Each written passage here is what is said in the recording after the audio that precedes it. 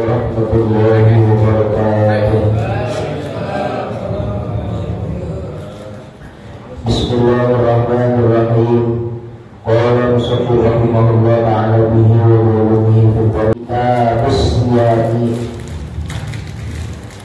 wa syara'itu wudu' al-islamu wal bulughu wal aqlu wal qudratu 'ala as-sawmi. Syarat-syarat wajib puasa jumlahnya ada 3. 1 Islam, 2 baligh, 3 berakal. Wal qudratu 'ala shaumi, dan tentang berpuasa. Walaupun tiap tahun kita puasa dan udah jago lah, saya kira udah bisa, tapi kali kira belum tentu banyak di antara kita yang tahu bagaimana syaratnya puasa, lalu fardu-fardunya puasa. Jadi pengajian ini sejatinya kalau yang belum tahu memberitahu, kalau yang sudah tahu mengingatkan kembali. Pada kesempatan malam hari ini kita masuk kitab usia, kitab puasa. Adapun kalau kita mau jujur, yang namanya puasa itu syariat yang kuno. Kenapa saya katakan syariat kuno? Karena dari mulai zaman Nabi Adam, manusia dan Nabi pertama, yang namanya puasa, bahwasanya Allah Azza wa Jalla saat di zaman atau di alam ajali menciptakan 2 makhluk. Ini sebelum Nabi Adam nih, sebelum Nabi Adam ada 2 makhluk, namanya akal, yang kedua nafsu. 1, kedua al-aqlu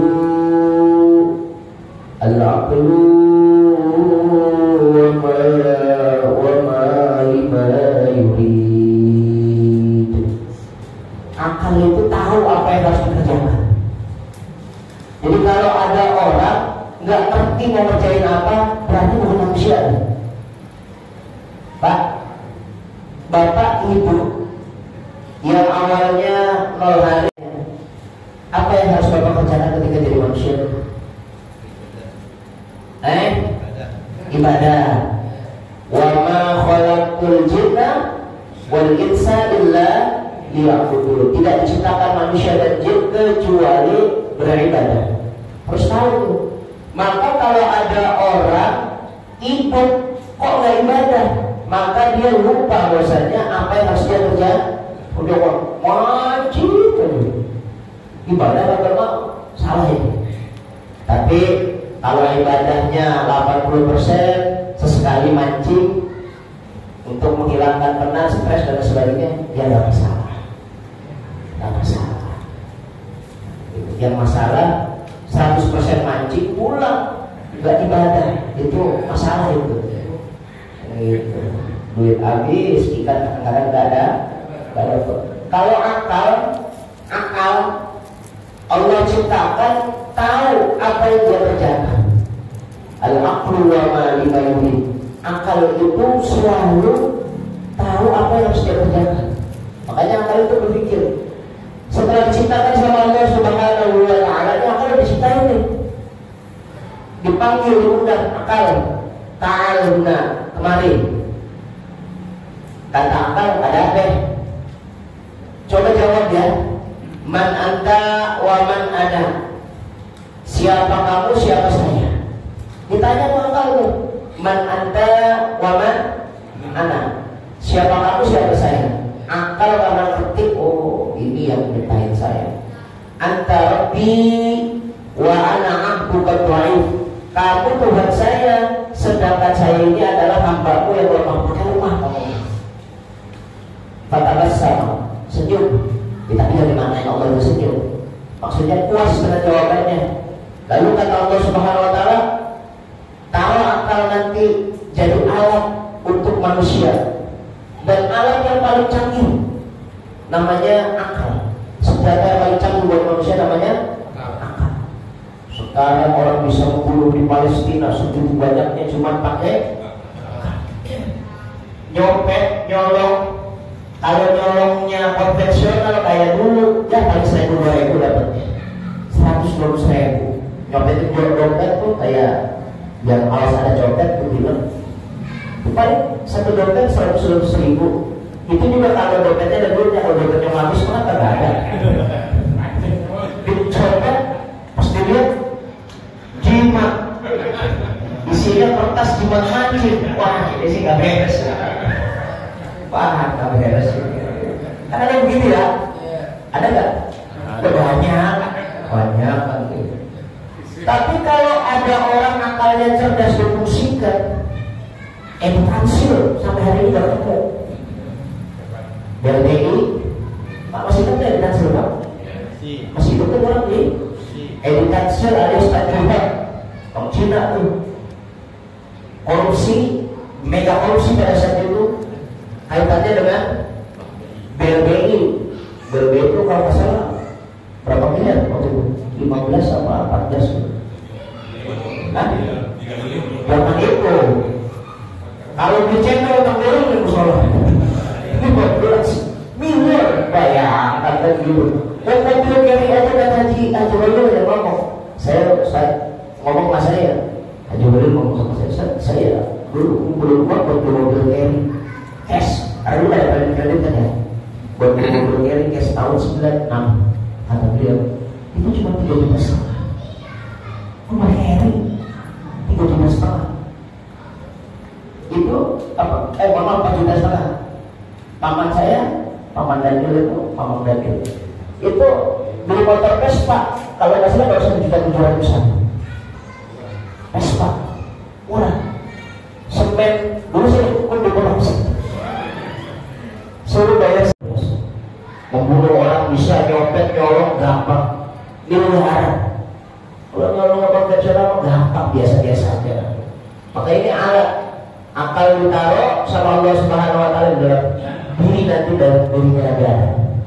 Yang kedua, Allah ciptakan adiknya akal, sama cerdas pintar. Cuma yang satu ini ada interest namanya, ada kepentingan. Kalau menguntungkan dia jalan, kalau nggak menguntungkan dia jalan, nggak jalan. Namanya nafsu. Makanya kalau al-aqlu wa ma lima yurid wa nafsu qalat hal min mazid. Nafsu itu kalau ngomong selalu dulu, ada nggak tambahannya? Ada nggak lebihannya? Wa nafsu qalat hal min mazid. Itu bedanya. Kalau akal dia tahu apa yang dia kerjakan dan sami'na wa ata'na. Kalau nafsu mau mengerjakan sesuatu kalau ada untung rugi. Kalau orang ini namanya money oriented. Kalau ada sesuatu dia jalan, kalau nggak ada dia nggak jalan. Ngaji, ada apa? Ngaji di sana mah nggak ada apa-apa, nggak ada.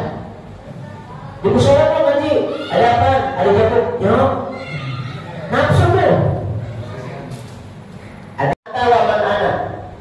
Siapa kamu, siapa saya? Allah yang nanya sama nafsu. Kalau akal langsung cepat lelo. Cepat lelo apa? Jelas. Anta Rabbi wa ana abduka ta'in. Begitu kamu. Tapi giliran nafsu, man anta wa man ana. Lalu dia jawab, anta ya anta, ana ya ana. Bahasa kitanya, lu ya lu, gua ya gua. Coba bayangkan itu Bang. Bayangkan. Menghadapi Allah aja begitu, apalagi udah dalam badan kita ke nafsu. Ngadepin Tuhan aja begitu. Lalu kata Allah SWT, siksa, kurang, masuk ke neraka 1000 tahun. Dibakar, diguling, ditusuk. Itu yang namanya nafsu, berguling-guling, dibakar, tertusuk dan sebagainya. Diangkat. Kata Allah, ya nafsu, udah hangus. Man anta wa man ana. Egonya masih ada. Anta ya anta, ana ya ana. Lu gua. Mana kata Allah SWT, ini gak bisa diajak main-main. Masukin ke neraka, jangan dikasih makan. Jadi syarat nafsu itu gak berkeliaran, itu harusnya gak boleh dikasih makan. Mau ngaji makan, habis pulang lagi tuh makan lagi. Terus aja. Pagi nasi uduk, kalau kagak lontong sayur. Tengah hari nasi padang. Sorean dikit nasi goreng. Malam baru mulai malam pecel lele. Malam jam 12 lapar perih, lari ke warung Om Teguh. Roti bakar. Mana perut itu bisa bercahaya kalau isinya makanan terus. Jadi orang-orang alim, orang-orang saleh itu kalau dia mau jadi orang yang ahli ibadah, ahli bisa melihat ma'rifat. Ma'rifat itu ngerti sama Allah. Bahasa ngerti Allah itu ngerti nih, begini nih Pak. Ngerti Allah itu, dia itu merusak dunia benar, tahu bicara-bicara alam, bisa membaca isi pikiran orang, bisa membaca isi hatinya orang. Karena dikasih ilham sama Allah. Orang kayak gitu udah lampai, karena seringnya kosongnya perlu. Jadi gak ada orang soleh itu berkenyang, gak ada. Orang soleh itu lapar. Udah besok aja gak usah pakai makan apa. Setuju? Setujunya kayaknya galak. Wah, tapi katanya kagak tuh kuping saya tuh. Setuju kan? Ngaji di sini dong hebat banget. Kenapa saya katakan hebat? Minumannya biasanya ada jus. Dari ini gak ada nih. Orangnya gak ada. Tukangnya biasa gak ada. La ilaha illallah Muhammadur Rasulullah. Nafsu habis ditaruh 1000 tahun sama Allah untuk yang kedua kali, plus gak dikasih makan, dipanggil. Setelah selesai penjaranya, tanya dia nafsu, man anta wa man ana. Baru dia duduk, anta rabbi wa ana abduh. Kami Tuhan dan saya hamba. Tapi gak pakai doi. Kalau nafsu gak pakai doi. Kalau nafsu gak pakai doi. Akal antara Rabbi wa ana abduka doi. Aku Tuhan, saya hamba yang lemah. Nafsu gak pakai itu, masih ada sombongnya, masih ada sombongnya. Maka kata Allah, udah gak apa-apa, cukup puas saya dengan jawabannya. Taruh untuk penyeimbang manusia. Jadi kalau malaikat itu cuma dikasih akal, gak dikasih nafsu. Makanya malaikat itu la ya'su nama amarullah. Dia gak bakalan bermaksiat kepada Allah. Yang namanya malaikat itu gak bakal bikin dosa orang punya nafsu. Kalau kita bikin dosa karena nafsu, tapi bisa ibadah contoh. Kan kita unik, disuruh ibadah, sholat jamaah, baca Quran, ngaji, disuruh ngaji, mancing. Coba hitung-hitungan sama saya. Bapak kalau mancing sama ngaji enakan mana? Mancing. Ngaji sama mancing enakan mana? Mancing. Apalagi mancingnya gratis. Enakan mana? Mancing. Wah, udah pengajar yang lebih benar. Salah nih saya ngaji. Paham ya? Nafsu. Maka kata Allah Subhanahu wa taala, ini manusia punya dua senjata yang hebat, satu akal, dua nafsu. Maka untuk kontrol nafsu kasih syariat namanya puasa. Makanya nanti Nabi ada puasa. Nabi ada puasa. Kenapa? Untuk kontrol nafsu. Nafsu itu unik, Pak. Nafsu itu unik. Kalau 100% bikin jelek semua, namanya nafsu amal. Namanya nafsu amal. Harus paham ini. 100% bikin jelek, namanya nafsunya amal. Jadi nggak ada kebaikannya. Jadi kalau ada manusia nggak punya kebaikan, 100% kejelekan, namanya nafsunya amal. Inna nafsa la ammaratun bisu. Sesungguhnya nafsu itu ngajakin perkara yang jelek. Jadi kita jelek dosa ya. Gak ada ingat pengajian, gak ada ingat sholat dan lain sebagainya. 100% dosa. Habis 100% dosa. Ini potensi manusia begitu dulu Pak dulu. Semuanya dosa dulu 100%. Lalu dia mengenal Tuhan lewat gurunya, lewat habaib, lewat ustadz dan lain sebagainya. Kenal gurunya nih. Lalu dia ngaji. Nafsunya dididik sedikit. Terbalik. Dari 100% bikin dosa, 90%, ya 90% kebanyakan, 95% bikin dosa, 5% itu udah ada kebaikan. 5% itu udah ada kebaikan. Maka sukses pendidikan ngajinya, dapat satu nafsu, naik satu tingkat dari nafsu amarah jadi namanya nafsu lawamah. Namanya lawamah. Kalau tadi amarah 100% dosa, ini 95% dosa, 5%-nya kebaikan. Tidak ada kebaikannya 5%. Gimana ciri-cirinya kebaikan 5% itu? Diajak ngaji mau, sholat berjamaah mau, tapi ngajinya maunya sebentar, sholatnya maunya sebentar. Ketika diajak ngaji berjam-jam bahkan berhari-hari, doyan. Itu masih lawamah. Tapi udah ada kebaikan kan? Udah ada kebaikan. Masih mendingan ya baik. Lawamah. Ngaji lagi, dididik lagi, dikuasain lagi, nafsunya dididik lagi, naik derajatnya, berhasil. Maka dari lawamah jadi nafsu namanya kamilah. Bukan mulhamah namanya. Namanya mulhamah. Mulhamah itu kebaikannya lumayan banyak. 70% jahat, dosa, maksiat, 30% itu ada kebaikan. Kan udah mulai berimbang nih. Namanya mulhamah. Luar biasa. Dari lawamah jadi mulhamah. Didik lagi, ngaji lagi, belajar lagi, naik nafsunya 50-50. Dosanya 50, kebaikannya 50. Ya Allah, sekarang STFD, sholat terus, mabok ya kalah 50. Tapi udah mulai sedikit, udah mulai malu. Ketika dia nyekek botol, malu kalau dilihat orang. Udah mulai malu. 50.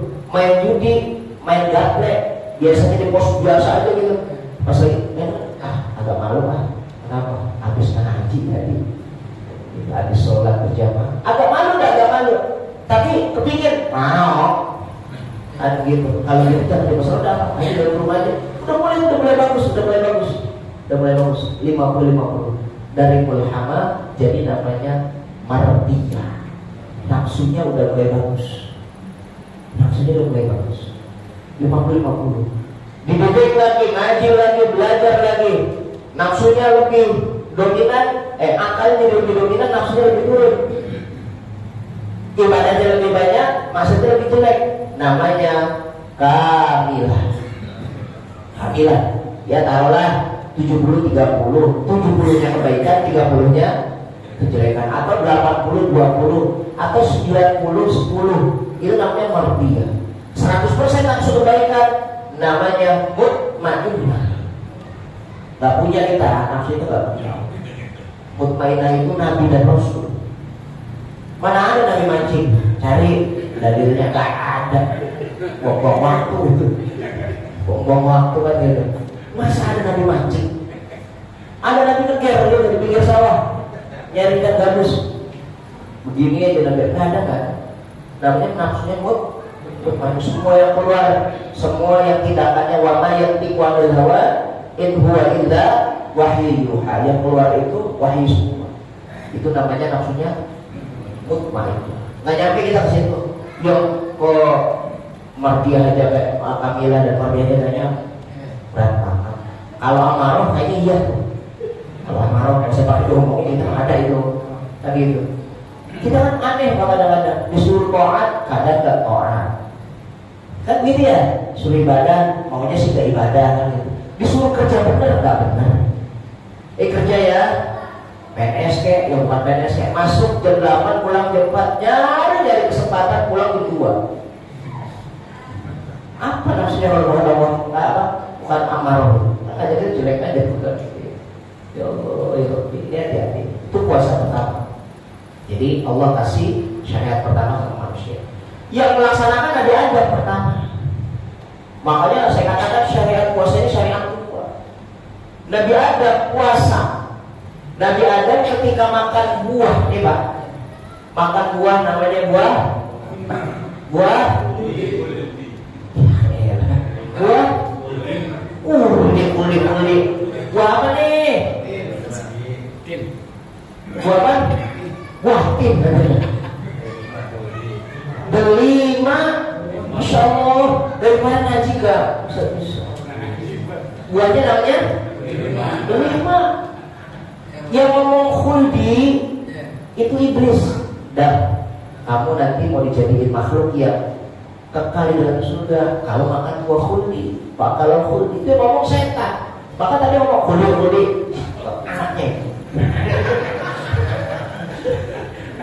anaknya. Anaknya siapa itu? Kok saya ngomong ya? Maaf aja dah, kan itu baik kok, maaf aja. Bukan saya. Makanya buah khuldi itu dalam tafsir disebut ada dua, ada yang bilang anggur, ada yang bilang delima. Tapi delima. Coba kalau nggak percaya, kalau orang-orang Betawi ya, kalau lagi 7 bulan atau 4 bulanan bikin rujak tuh, kan ada 7 potong, sama diantaranya ada buah delimanya.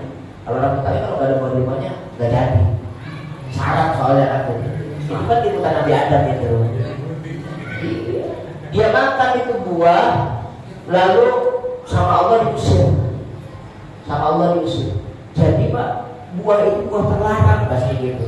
Bukan karena haram, karena Allah bilang jangan dilarang, jangan dimakan, dilarang sama Allah. Itu lagi tes ketaatannya Nabi Adam. Dia makan itu buah delima itu, setelah dia makan nggak hilang selama 40 hari, muter-muter di dalam perutnya Nabi Adam. Dalam perutnya Nabi Adam. Maka kata Allah, Adam nanti kalau udah di bumi puasa. Bagaimana puasa? Nggak makan, nggak minum, sehingga nanti ampasnya keluar. Maka ini menunjukkan jika ada orang makan yang haram, ibadahnya tertolak 40 hari.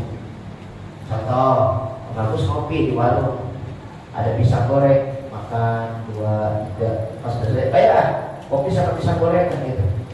Kopinya berapa? 1. Pisang gorengnya 1. Padahal makannya itu yang buang kemana itu? Yang buang kemana itu? Makannya 3, akunya 1. Bayar. Orang tukang burjo mah percaya aja gitu. Kalau dia tahu tadi gua merasa goreng 3 tinggal 1 kan gitu.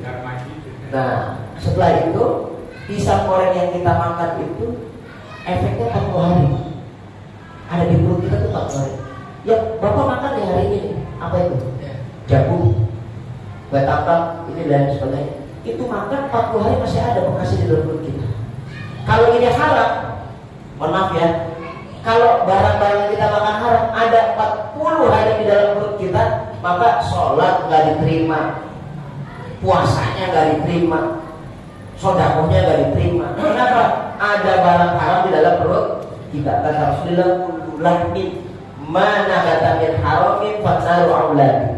Setiap daging yang tumbuh dari barang yang haram nggak akan diterima ibadahnya oleh Allah. Maka neraka dulu, dibakar dulu, habis dibakar baru bisa.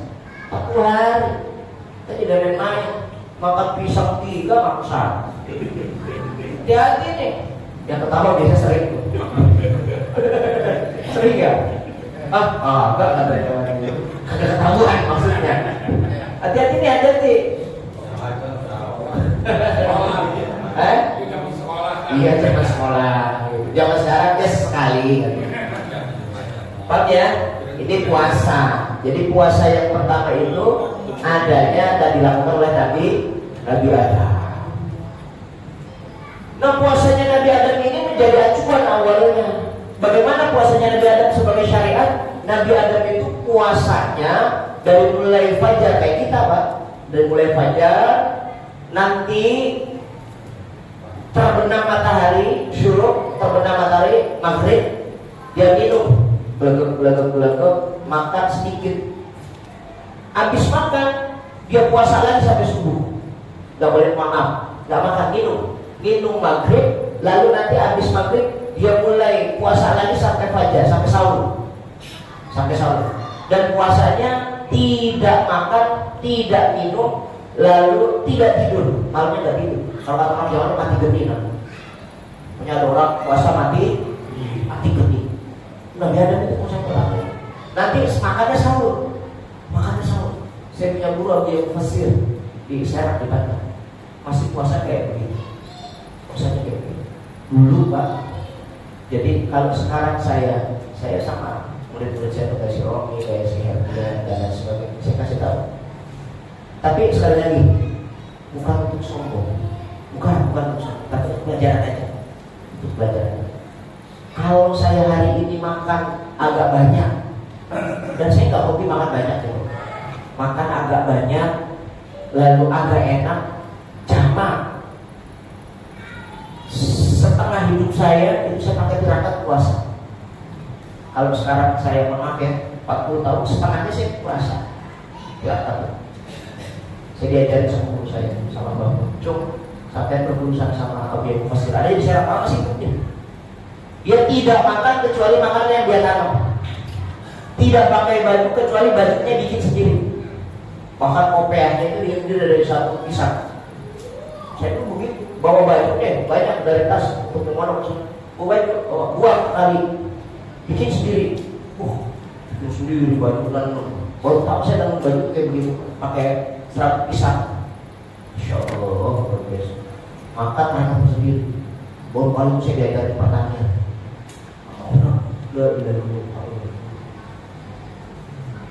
Pertama kali saya jadi santri, katanya gini, kamu benar mau jadi santri saya?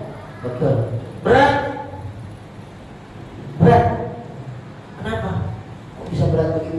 Abuya, saya panggil Abuya.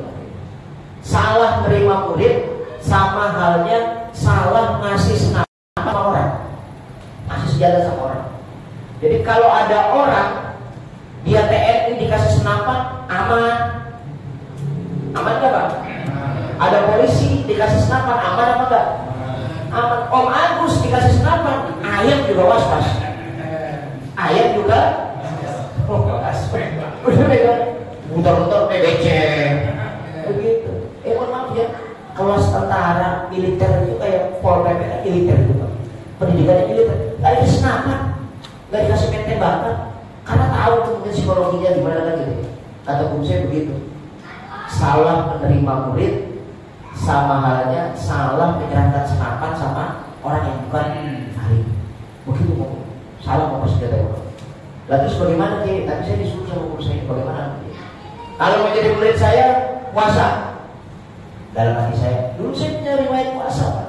Di Pondok Sarang itu riwayat puasa. Sampai kok puasa kayak begini.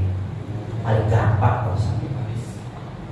Kata dia begini, puasanya 40 hari. Ya, 40 hari ya.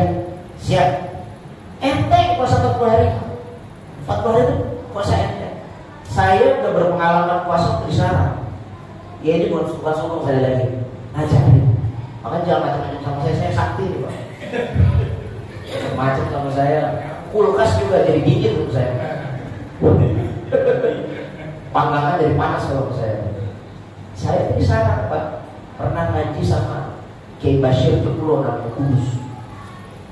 Kata Kiai Bashir, Cok, sampai dititipin sama Pak Umar pada saya, kamu namanya Umar Faruk, kamu dititipin sama saya, harus puasa. Siap. Puasa pertama itu 21 hari. Namanya puasa manakib Syekh Abdul Qadir Jilani. Syekh Abdul Qadir Jilani itu puasa 21 hari. Makannya itu nasi putih sama garam aja, nggak boleh lain-lain. Bila yang ada rohnya nggak boleh makan. Sama kayak bagus. Itu kalau puasa dilalu, ya ayam kan udah dipotong, mana ada rohnya? Sapi dari bilik rendang, mana ada rohnya? Itu puasa 21 hari. Berat awal-awal. Setelah itu puasa namanya Dalailul Quran. Baca Quran 1 hari 1 juz, 30 hari khatam. Terus puasa selama 1 tahun. Puasa 1 tahun tuh. Selama 1 tahun. 1 tahun puasa. Insya Allah. Ada yang udah pernah puasa 1 tahun kecuali Idul Fitri, Idul Adha, Had Tasyrik 11, 12, 13 Tasyrik. Saya lakukan itu 1 tahun. Selesai kata Abah Bashir, Cuk, puasa lagi 3 tahun, namanya Dalailul Khair. Ada kitab Dalailul Khair, kalau saya masih aktif. Dalailul Khair, puasa berapa lama? Ya 3 tahun. 3 tahun pertama, dia ngomongnya begitu. 3 tahun pertama. Jadi libur 1 tahun itu Idul Fitri, Idul Adha, Tasyrik 11, 12, 13. Libur itu puasa. Jadi kalau 365 hari 360 kita puasa, 5 harinya libur selama 3 tahun berturut-turut sambil baca kitab namanya Dalailul Khairat, baca selawat. Selesai atau guru saya sampai kasih saran, iya kebetulan itu baru mulai saya disaran 3 tahun pertama. Atau guru saya puasa terus sampai lulus disaran, ternyata saya disaran 13 tahun. Hitungan 13 tahun saya disaran itu dan puasa tiap hari. Ada di sini orang yang 13 tahun besar. Ada nggak? Jangan main-main ini. Ada. Ini cerita puasa. Ini cerita puasa. 13 tahun saya mondok itu puasa. Masya Allah. Maka mohon maaf ya, saya selama mondok itu nggak pernah pulang. Takut batal. Saya pulang sekali-kalinya itu Sarah meninggal, anaknya Daniel, tabrakan kecelakaan. Itu dia wafatnya tanggal 28, saya baru nyampe rumah 29. Karena kan nggak mungkin naik mobil cepat begitu kan gitu ya. Belum bus, biasa-biasa aja lah. 98 wafat, 28 Agustus wafat, 29 saya baru nyampe rumah. Gitu. Nah ketemu Abu Mufassir nih, Cung, sampai belajar puasa ya dari 40 hari. Saya cuma 40 hari. Sombongnya luar biasa keluar itu Pak. Gue 13 tahun aja lewat, apalagi cuma 40 hari. Gampang.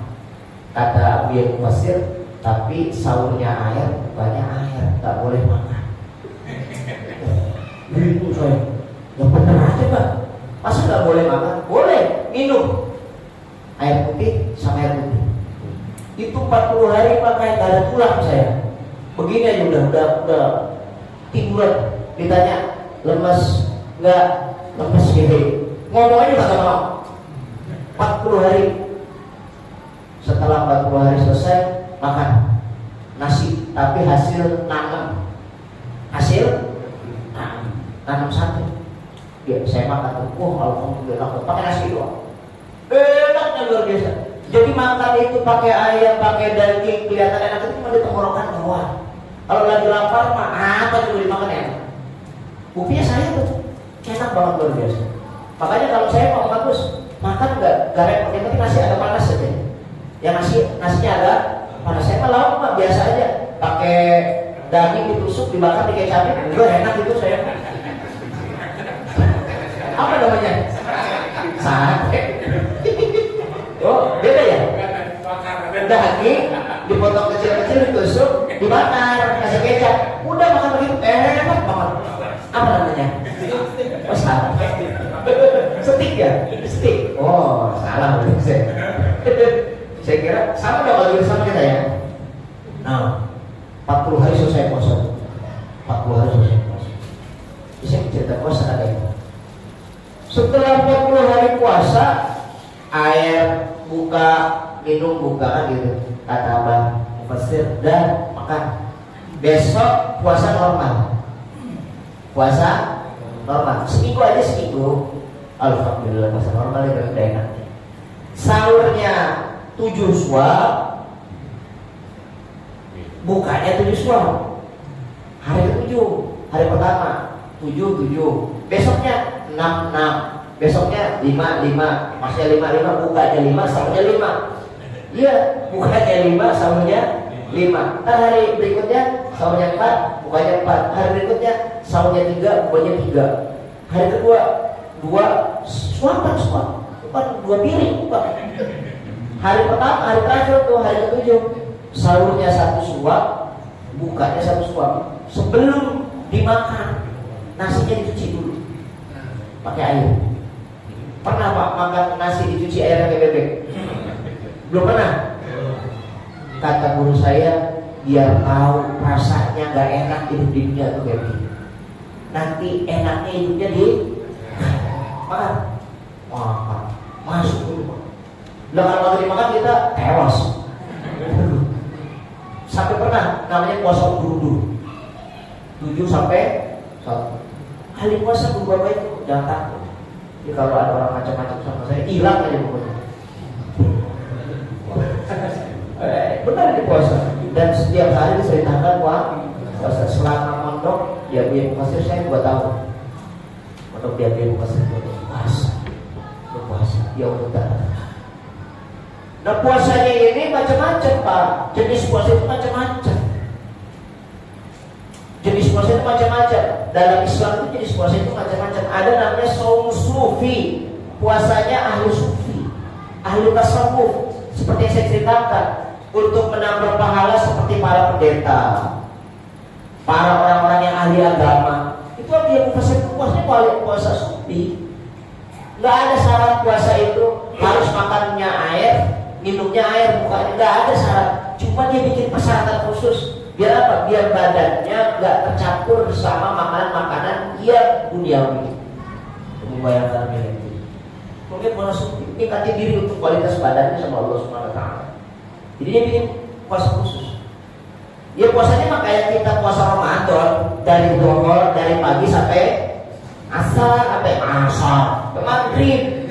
Masa puasa sampai asar lu? Kan gitu aneh amat kan gitu. Tapi dia bikin secara khusus, bukanya harus begini, harus begini. Sama dengan Nabi Isa. Nabi Isa puasanya 2 hari puasa, 1 hari libur. Senin, Selasa puasa, Rabu libur. Kamis, Jumat puasa, Sabtunya libur. Minggu, Senin puasa, Selasa libur. Begitu seterusnya Nabi Isa alaihi wasallam. Cuma dia punya persyaratan. Kalau Nabi Isa puasa itu sahurnya daun, bukannya daun. Daun yang dipotong itu digodok sama dia makan. Daun singkong dia makan. Daun jambu dia godok, dia makan. Tidak ada daun yang tidak pernah dimakan sama Nabi Isa. Kan sama kayak kita kalau kita puasa, sahurnya daun, bukannya daun. Cuma daunnya isinya nasi sama oncom, lontong.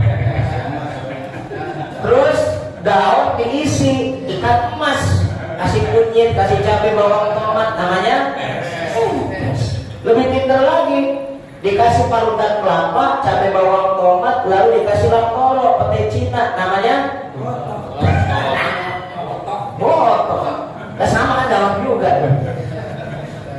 Jangan-jangan orang Indonesia keturunan nggak bisa kan ya? Canggih, orang Indonesia canggih dah pokoknya ada banyak. Dan Nabi bisa tuh dia begitu. Orang-orang sufi itu punya tirakat puasa khusus. Kok dia puasa tirakatnya begitu puasanya? Pak, kemarin saya kesana Ramadan, habis Ramadan Lebaran. Tahun ini Lebaran kemarin kesana sama mantunya Ibu Imam. Kan udah saya kenal sama orang itu. Saya terkesan Ustaz sama Ustaz. Kok kirim beda Pak Ustaz? Nggak bisa ketemu, nggak ketemu. Yang nemuin anaknya. Saya kerjain. Jadi pokoknya semua jenis puasa saya udah kerjain. Yang aneh-aneh gitu ya. Puasa yang aneh-aneh itu saya kerjain. Puasa subuh itu puasa diam, puasa ngomong, nggak boleh ngomong. Saya izin Kiai Nurdin Condet tapak sunan, kan guru saya ini. Tapak sunan Yai Prais. Saya pamit, Kiai, saya pamit, mau izin, mau istiqomah di rumah. Nih, kamu mau pulang? Iya. Bapak nggak bisa ngasih apa. Beliau ke saya itu punya bapak Kiai besar, Kiai Nurdin Munawwar, anaknya Yai Prais. Kata beliau, saya nggak punya apa-apa. Ambil pulpen sama kertas, ambil. Dikasih doa, ini doanya. Dan mulai hari ini, mulai besok, kamu puasa, nggak ngomong selama 3 bulan. Ngomong 3 bulan saya. Untuk dapat satu wirid namanya Shalawat Nariyah. Allahumma sholli sholatan kamilatan wa sallim salamatan 4.444. Itu wiridan itu, Pak. Kata guru saya, kalau kamu terdesak pakai itu senjata. Kalau senjata, dia ngomongnya begitu. Kalau senjatanya senapan brand, jangan sekali-kali dipakai. Kalau enggak terdesak. Kalau kamu cuma pengen ngambil burung pekin, dia pakai ketapelan, jangan pakai ini.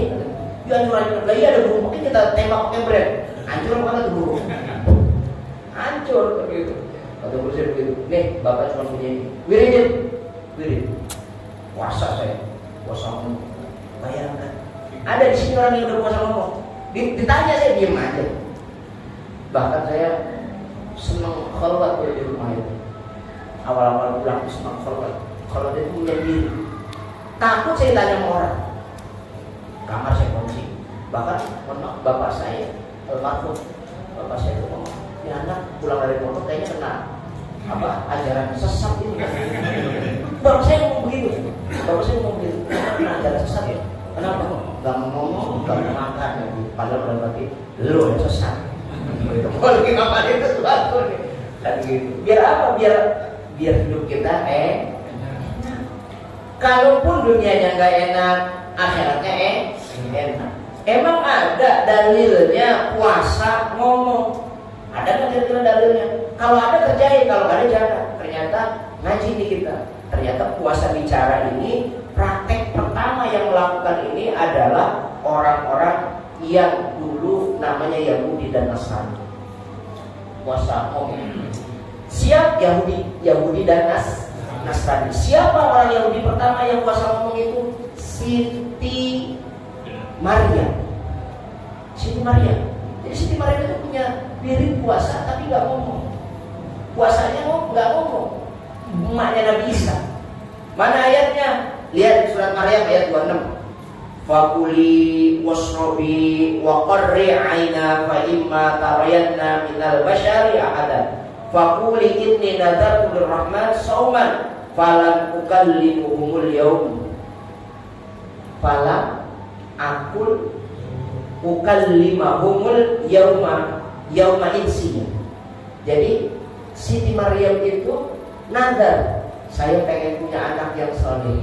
Kalau dikasih anak soleh, maka saya mau puasa, enggak ngomong sama manusia. Dikasih, namanya Isa. Ketika dikasih anaknya Nabi Isa hamil, Siti Maryam gak pernah ngomong. Dicaci, dimaki, diem aja. Maryam hamil, gak punya bapak, diem aja. Kalau sekarang, Maryam sekarang. Emang begitu namanya kalau Maryam sekarang mah. Dan begitu gak ada bapak. Mengapa?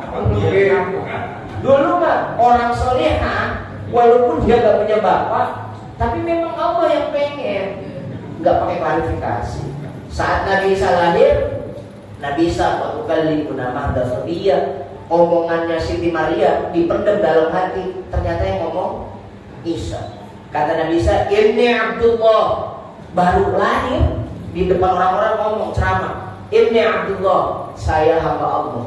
Kata Nabi Isa, Atani al-kitab, saya dikasih kitab. Wa barram biwalidati, saya diperintahkan berbakti kepada orang tua. Madumtu hayya, selama saya masih hidup. Maka itu saya, kata Nabi Isa. Ternyata dia anak ngebela orang tuanya. Padahal orang tuanya udah gregetan pengen ngomong. Orang dikatain mulu, difitnah terus. Lu gak punya suami, kok bisa hamil? Itu kan aib ya, Bu ya. Aib. Tapi Nabi Isa, emaknya tabah, sabar sampai akhir, sampai lahir Nabi Isa ya. Masya Allah, itu puasanya saum sukut, puasanya orang nggak ngomong, ya. Ada juga puasa yang ketiga itu puasanya Brahmana, tapi ini di luar Islam, ini nggak boleh. Ini yang nggak pernah saya kerjakan. Puasa diam aja. Kalau kata kita betapa ya, betapa Arya Kamandano pengen mendapatkan 3 jurus terakhir Naga Puspa Krishna. Betapa dia di desa namanya Katangumbang. Semalam saya baru nonton. Desanya namanya Katangumbang. Desa Katangumbang itu desa siapa? Desa tempat Ken Arok nikah Empu Gandri. Kalau kira kata